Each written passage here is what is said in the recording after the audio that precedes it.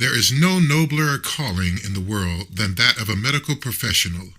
But when the temptations of wealth and desire for fame outweighs the solemn oath of care all doctors swear to their patients, they can become the deadliest scourges upon the world as well.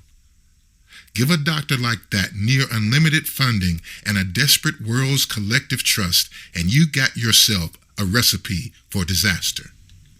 My name is Dr. Sarah Tracy, and this is how a group of such doctors turned the coronavirus pandemic into more of a living nightmare than it already was. I was one of the many doctors assigned to develop a vaccine for COVID-19. The project wasn't funded by any government. Everything from the research material to the wages were paid for entirely by a private pharmaceutical company I worked for.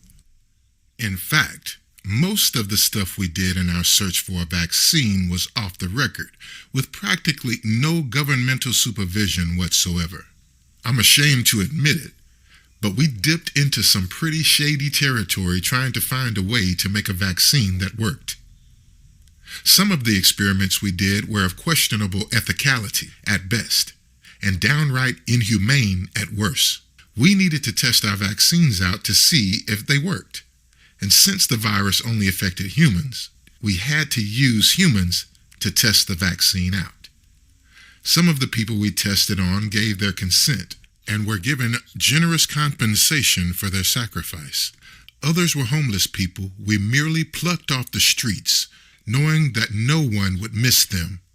But as cruel as those experiments were, nobody working on the vaccine could argue with the progress being made. The governmental organizations that should have been keeping tabs on us were too busy trying to maintain societal order to notice any of our less than legal activities. On the few occasions that a government worker did come visit the company headquarters for an inquiry, I got the distinct impression that they were just as desperate as everyone else for a way out to bring the world back to normal. They probably didn't mind turning a blind eye to a few broken laws if it meant solving the crisis. I'd like to say that all the horrible things we did was for the sake of the greater good, but that would not be entirely true. Yes, had we come up with a usable vaccine, we could have very well have saved the world from societal collapse because of the pandemic.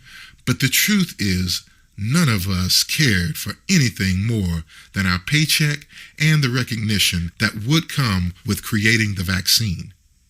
We were all part of a business after all, from the board of directors at the very top to salaried researchers like me. We only really thought about how creating the vaccine would benefit us in the long run. And in the end, when we did find a formula for that elusive vaccine, not that it did anyone any good, we would have all been better off dying from the actual virus. Everyone who worked on the vaccine is to blame for what happened, but none more so than Dr. Jack Matthews. Dr. Matthews was the project head for the vaccine's development. He was a shrewd businessman with many connections in the pharmaceutical industry and connections in some very high places, but aside from that, he was a mediocre doctor at best. He barely even met the professional qualifications required to work on the project in the first place. The truth was, everyone else in the team was a better doctor than he was. Yet, he continually pushed us to work until we were at our very limits each day. When we researchers got home after each exhausting night at the lab, we'd console ourselves with the knowledge that we would all gain the recognition we deserved once the vaccine was finished and distributed. But after months of stagnated progress, Dr. Matthews started to grow impatient. Despite not being able to do anything himself, he kept demanding more and more from us. It got to the point when we were going through test subjects faster than we could procure them, legally or otherwise. At the rate we were going, we would soon make a dent in the homeless population so big that even the local police would have to take notice. Our current line of research was going nowhere, so we needed to search for a new course of action.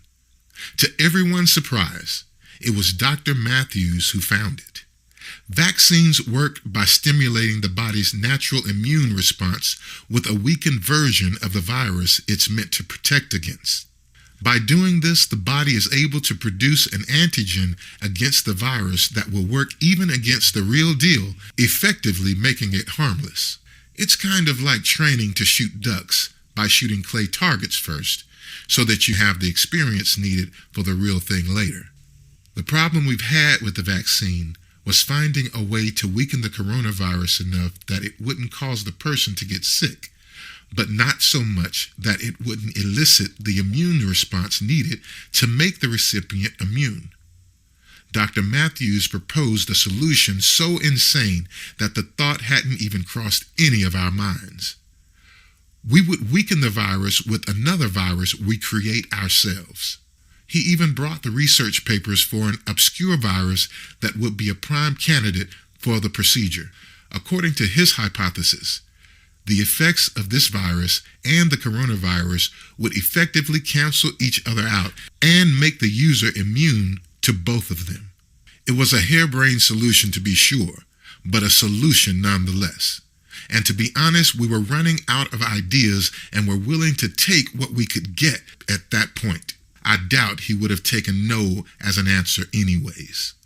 Anyone who objected would have just been booted out of the project without pay or credit for the work they put in. And after months of toiling away at the vaccine, none of us wanted to take that risk. So we went along with Dr. Matthews' idea. In no time at all, we were able to produce a reliable, functioning vaccine that was shipped all across the world. We were given raises and showered with praise from the media, just like we all wanted.